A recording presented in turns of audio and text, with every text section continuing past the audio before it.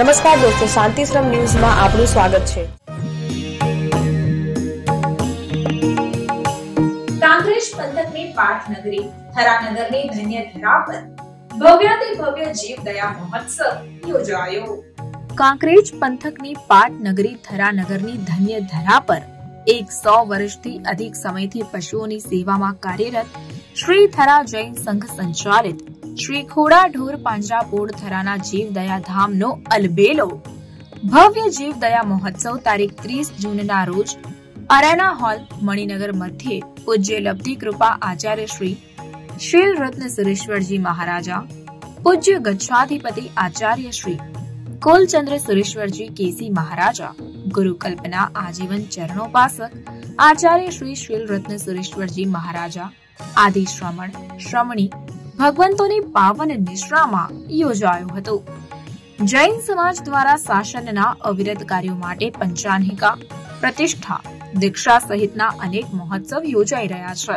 ત્યારે 7 જેટલી પાંજરાપોળોને અવિરત નેતૃત્વ પૂરું પાડી પશુઓની તન, મન અને ધનથી અનેરી સેવામાં કાર્યરત કાંકરેજી સમાજ દ્વારા સૌ પ્રથમવાર જીવદયા મહોત્સવનું અનેરું આયોજન પૂજ્ય ગચ્છાધિપતિ આચાર્ય શ્રી કુલચંદ્ર સુરેશ્વરજી મહારાજાની પાવન પ્રેરણા અને પૂજ્ય પન્યાસ પ્રવર શ્રી કુલદર્શન વિજયજી મહારાજાના માર્ગદર્શન સહયોજી સમગ્ર જૈન સમાજ તેમજ જીવદયા પ્રેમીઓને અનેરો સંકેત પૂરો પાડ્યો।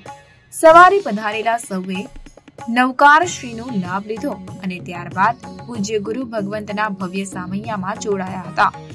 સૌ હર્ષોલ્લાસ વચ્ચે પૂજ્ય ગુરુદેવ સહ મહોત્સવ મંડપમાં પધાર્યા, જ્યાં ગુરુ વંદના થઈ અને ત્યારબાદ પૂજ્ય શ્રીનું મંગલાચરણ થયું।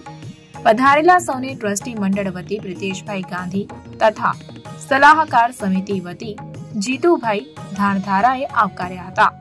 આ જીવદયા મહોત્સવના લાભાર્થી પ્રભાવતીબેન ચીનુભાઈ પાંચાણી પરિવારનું બહુમાન ટ્રસ્ટી મંડળ દ્વારા કરવામાં આવ્યું, તેમજ સહ લાભાર્થી સૂર્યાબેન હસમુખલાલ ઝવેરી આદિ પરિવારનું બહુમાન થયું।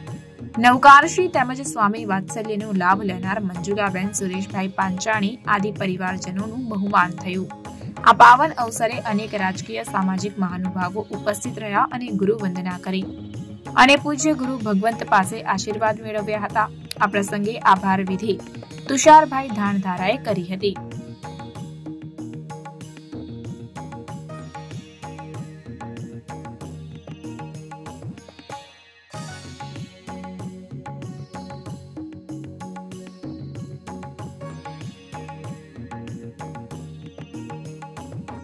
આ પ્રસંગે સંસ્થાના ટ્રસ્ટી મયંકભાઈ ઝવેરીએ વધુ માહિતી આપી હતી।